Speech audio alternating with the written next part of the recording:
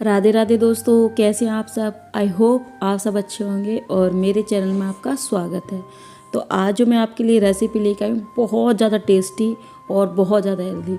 ऐसा कोई घर नहीं जहाँ ये कढ़ी नहीं बनती होगी और बहुत अलग अलग तरीके से कढ़ी बनाते हैं और सबका अपना अपना अलग अलग तरीका रहता है कढ़ी बनाने का। तो कढ़ी तो इतनी ट्रेडिशनल है कि हम हर चीज़ में, अब कोई सब्ज़ी खाने का मन नहीं करता ना और कोई सब्ज़ी घर पे नहीं है तो चलो कढ़ी बना लेते हैं। तो कढ़ी भी इतनी तरीक़ा की बनती है, मैं आपको क्या बताऊँ। मेरी दादी तो बैंगन की भी कढ़ी बनाती थी और इतनी टेस्टी लगती थी, सच बताऊँ आपको, बहुत ज़्यादा। तो मैं भी आपके साथ एक कढ़ी की रेसिपी शेयर करने वाली हूँ, लेकिन मैं अपनी कढ़ी बिल्कुल बहुत अलग तरीके से बनाने वाली हूँ। और इसके साथ मैं आपको कुछ ऐसी ट्रिक्स और टिप्स दूंगी जो आप कढ़ी बनाते वक्त हमेशा ध्यान रखें और आपकी कढ़ी बिल्कुल परफेक्ट बनेगी।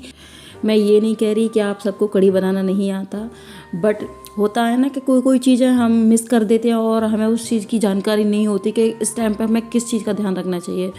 तो बस आप सभी को बहुत अच्छी कढ़ी बनानी आती है, बस मैं अपने तरीके से जो तरीका है मेरा कढ़ी बनाने का वो शेयर कर रही हूँ और कुछ जानकारी देना चाहती हूँ जो आपके लिए बहुत ज़्यादा कारगर होने वाली है आगे जाकर, अगर आप कभी कढ़ी बनाए तो देखिए मैंने यहाँ पर छाय ले ली है। और यहाँ पर अगर छाय ले रहे हैं या दही ले रहे हैं, आप जो कुछ भी ले रहे हैं तो वो फ्रेश होनी चाहिए, खट्टी या कम खट्टी नहीं होनी चाहिए, बिल्कुल मीडियम रहनी चाहिए।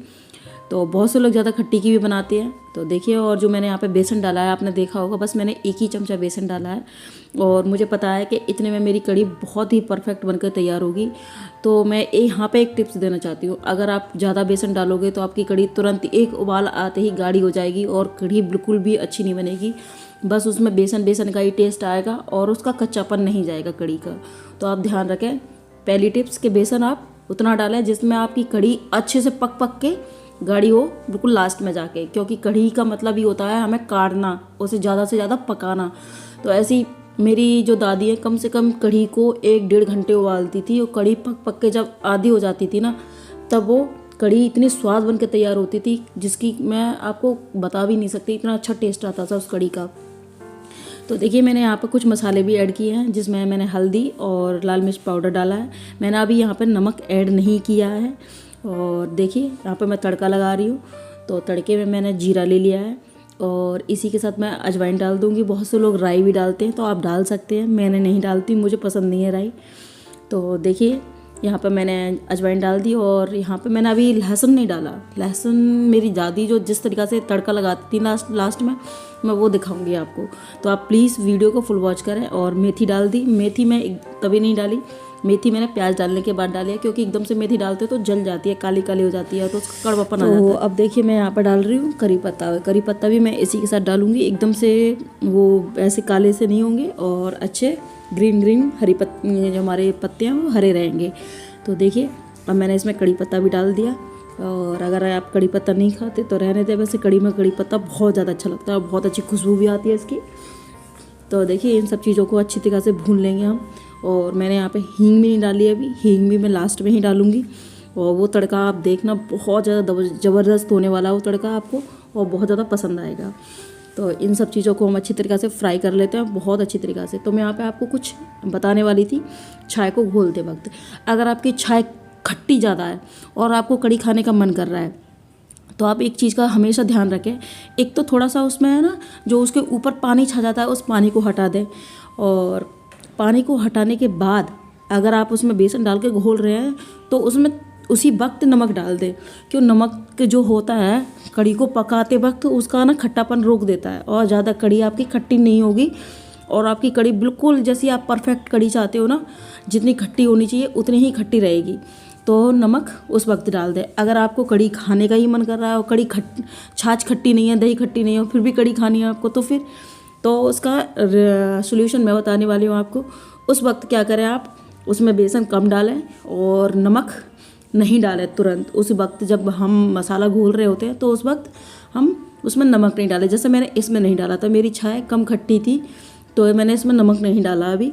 और बस घोल लिया और इसको चढ़ाते हैं। बिल्कुल जब कढ़ी पकने के लास्ट टाइम पे तब हमें उसमें नमक डालना चाहिए, क्योंकि पकाते वक्त इसमें खट्टापन आ जाता है काफ़ी सारा, तो वो नमक रोक देता है खट्टेपन को। तो इसे कम खट्टी हो तो आप हमेशा लास्ट में डालें, और ज़्यादा खट्टी छाए तो आप शुरुआत में ही डाल लें नमक। तो ये चीज़ मैं आपको बताने वाली थी, और ये मैंने बताई है क्योंकि मेरी दादी ने बताई थी। क्योंकि मुझे कढ़ी इतनी पसंद है, इतनी पसंद है, मैं आपको बता नहीं सकती। क्योंकि मेरे लिए कढ़ी ऐसी है कि 56 भोग अलग और कढ़ी अलग, तो मैं कढ़ी को ज़्यादा चुनूँगी। कढ़ी मेरी इतनी पसंदीदा है, और जब भी आपके सभी के वीडियो कढ़ी के आते हैं ना, मैं बोलती हूँ ना, मैंने उसमें हमेशा कमेंट में लिखा है कि माई फेवरेट। सच बताऊँ, सच्ची में ही कढ़ी मुझे बहुत ज़्यादा पसंद है और मेरी फेवरेट है। तो यहाँ पे मैं एक चीज़ भूल गई थी। मैं यहाँ पे मसाले में मेथी डालना भूल गई थी। जो मैंने कसूरी मेथी ली थी, मैं भूल गई थी, तो मैंने उसे अलग से फ्राई करके इसमें भून के थोड़ी देर, तब मैंने इसमें कसूरी मेथी डाली है। देखिए, हरी मेथी जो मैं लेके आई थी खेत से, वो इसमें ऐड किया। और अगर आप बनाएं तो आप ध्यान रखें, जब हमने प्याज वगैरह भूनी थी उसी वक्त हमें मेथी भून लेनी चाहिए थी इसमें, फिर हमें छाछ डालनी चाहिए थी। मुझसे स्किप हो गया क्योंकि कोई आ गया था, मैं उससे बात करने में लग गई और तुरंत मैंने इसमें डाल दी छाछ। तो प्लीज़ आप ध्यान रखें, अगर आपको मेथी की कढ़ी बना रहे हैं तो आप पहले मेथी को अच्छी तरीके से भून लें, जिससे उसका कड़वापन हट जाए मेथी का, और बिल्कुल भी इसमें कड़वापन नहीं आए, और फिर आप अपनी छाय उसमें डाल दें। तो इसे कम से कम अच्छी तरीक़ा से 45-50 के आसपास के मिनट के आसपास मैं अच्छी तरीक़ा से इसे पकाऊंगी, और धीमी आंच पे पकाना चाहिए हमेशा कढ़ी को।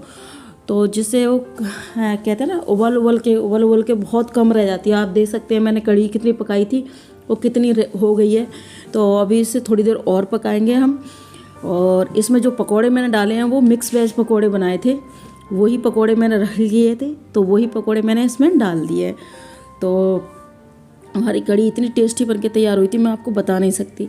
और गरम गरम कढ़ी बहुत अच्छी लगती है खाने में। अगर आपको जुकाम हो रहा हो कभी, तो आप कढ़ी को बिल्कुल पतला और गरम गरम बना के पिए, आपका जुकाम बिल्कुल ठीक हो जाएगा। और बहुत ज़्यादा टेस्टी कढ़ी लगती है। तो देखिए, हमारी कढ़ी पक रही है। तो यहाँ पे मैं एक चीज़ और बताने वाली हूँ आपको। जैसे शादी ब्याहों में हमारे यहाँ पे पकोड़े बनते हैं ना, और पकोड़े बच जाते हैं। मैं गर्मियों की बात नहीं कह रही, गर्मियों में तो वो जल्दी ख़राब हो जाते हैं पकोड़े, लेकिन सर्दियों में जिनके यहाँ पे पकोड़े बन जाते हैं, आप उन बचे हुए पकोड़ों की इतनी टेस्टी कढ़ी बना सकते हैं ना। सच बताऊँ, बहुत टेस्टी कढ़ी बन के तैयार होती है। क्योंकि जब एक रात वो पकोड़े रखे रहते हैं तो उनका जो बेसन है ना, वो टाइट हो जाता है। और फिर जब हम कढ़ी को इस वक्त उबालते वक्त जब उसमें बेसन में उन पकोड़ों को डाल देते हैं ना, तो उन पकौड़ों का टेस्ट इतना अच्छा आता है, इतनी अच्छी कढ़ी बनकर तैयार होती है, बहुत ज़्यादा। तो मैंने तो कई बार बना के देखी है, मुझे तो वो कढ़ी इतनी अच्छी लगी, बहुत ज़्यादा बढ़िया। अगर आपके यहाँ पे भी कभी ऐसा फंक्शन हो और पकोड़े बच जाते हैं, तो आप भी उसको, उन पकोड़ों को इस तरीक़ा से कढ़ी बनाकर यूज़ करें। आपके साथ एक चीज़ शेयर करने आएगी, मैंने अपनी शादी से पहले कभी भी खाना नहीं बनाया था, और बस कुछ कभी मुझे थोड़ा बहुत पसंद था। मैंने सोचा था कि मुझे कढ़ी बनानी नहीं आती, अगर शादी के बाद मुझे कढ़ी बनानी होगी तो कैसे। तो मैंने कढ़ी बनाना ज़रूर ट्राई किया था शादी से पहले। और तो कभी मेरी कढ़ी पतली हो जाती थी, बिल्कुल पानी के जैसे, सूप जैसी, तो कभी गाढ़ी हो जाती थी। तो ये सारी चीज़ें मेरी उस टाइम की देन है कि मैंने जब कढ़ी बनानी देखी ना, तो कभी छाछ खट्टी होती थी, तो छाछ कभी खट्टी नहीं होती थी। तो उस टाइम पे मैंने जब ये चीज़ देखी ना कि इन सब चीज़ों को करने से क्या होता है, खट्टी नहीं है तो उसको खट्टापन कैसे लाया जाए, और खट्टी ज़्यादा है तो उसके खट्टेपन को कैसे रोका जाए। तो ये सारी चीज़ें मेरी तभी से ही मैंने ध्यान में थी, और मैं इन चीज़ों को हमेशा ध्यान रखती हूँ। मैं हमेशा कढ़ी बनाने से पहले छाछ को टेस्ट करती हूँ कि छाछ कैसी है, तो मुझे क्या प्रिपरेशन करनी चाहिए। तो मैं इस चीज़ का ध्यान ज़रूर रखती हूँ। और बेसन हमेशा कम डालें, क्योंकि देखिए, आप देख रहे हो कि उबल के ये अपने आप ही उसी कंसिस्टेंसी में आ जाती है जैसे हम कढ़ी चाहते हैं। तो देख सकते हैं हमारी कढ़ी काफ़ी हद तक उबल चुकी है। आप देख रहे थे कि कितनी देर उबली है, और देखिए कितनी। मेरी दादी तो भगोना भर के बनाती थी, बहुत ज़्यादा, उसे कम से कम बहुत उबालती थी। तो देखिए, मैंने यहाँ पे नमक एंड में डाला है, बिल्कुल आप देख रहे हैं, बिल्कुल लास्ट में एंड, जब मेरी कढ़ी पकने को तैयार हो चुकी है। और अभी इसी वक्त मैं इसमें पकोड़े ऐड कर दूंगी। जो पकोड़े मैंने बना के रखे थे वो मिक्स वेज के पकोड़े थे, मैंने आपको रेसिपी शेयर की है। तो उसी में से मैंने पकोड़े बचा लिए थे मैंने पकोड़े कढ़ी के लिए। तो उसी में से मैंने इसमें पकोड़े डाले हैं। तो देखिए, हमारी मेथी की कढ़ी और मिक्स वेज पकोड़े मैंने इसी में डाले थे। तो इतनी टेस्टी कढ़ी बनकर तैयार हुई थी, मैं आपको क्या बताऊँ। तो देखिए, और यहाँ पे मेरे पास धनिया पाउडर नहीं था, वो मैंने नहीं डाला, सॉरी। आपके पास हो तो आप उसे ज़रूर डालना। तो देखिए, जो मैंने बताया था ना, मेरी दादी जो तड़का लगाती थी वो तो चूल्हे पे लगाती थी, बट बाहर बहुत ठंड हो रही थी तो मैंने चूल्हे पे नहीं बताया। और यहाँ पे लाइट भी चली गई तो अंधेरा सा हो रहा है।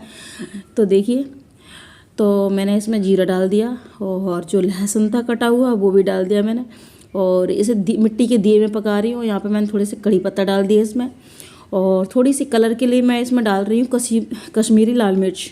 उससे कड़ी का कलर बहुत अच्छा जाता है, बहुत दिखने में बहुत ज़्यादा अच्छी यमी डिलीशियस कड़ी लगती है और बहुत ज़्यादा। और उसमें थोड़ी सी 2 लाल मिर्च मैंने साबुत डाली है जो ऊपर से बहुत अच्छी लगती है तड़के में। तो ये हमारा तड़का तैयार हो रहा है जैसा मेरी दादी लगाती थी, बस फ़र्क इतना है वो चूल्हे पे देती थी और मैं इसे गैस पे बना रही हूँ।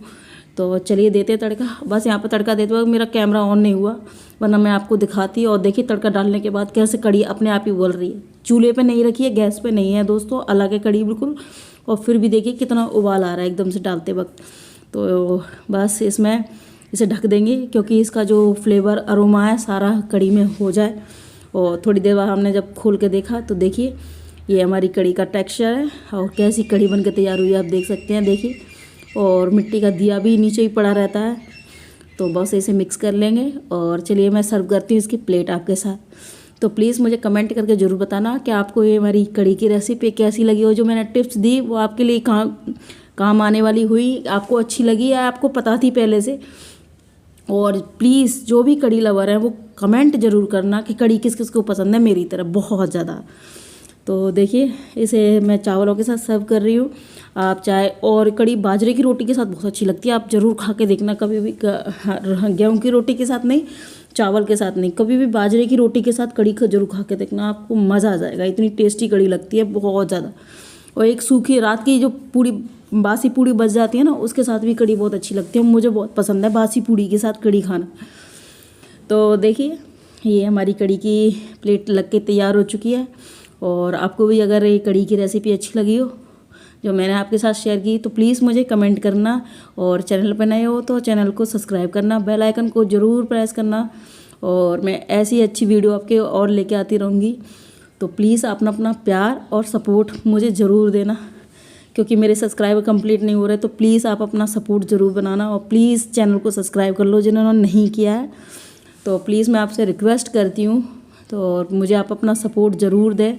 और प्लीज़ अगर आपके फ्रेंड्स वगैरह हैं, अगर आप उनको वीडियो शेयर करें और प्लीज़ चैनल को सब्सक्राइब करने को बोलें तो आपकी बहुत ज़्यादा मेहरबानी रहेगी मेरे ऊपर। तो मिलते हैं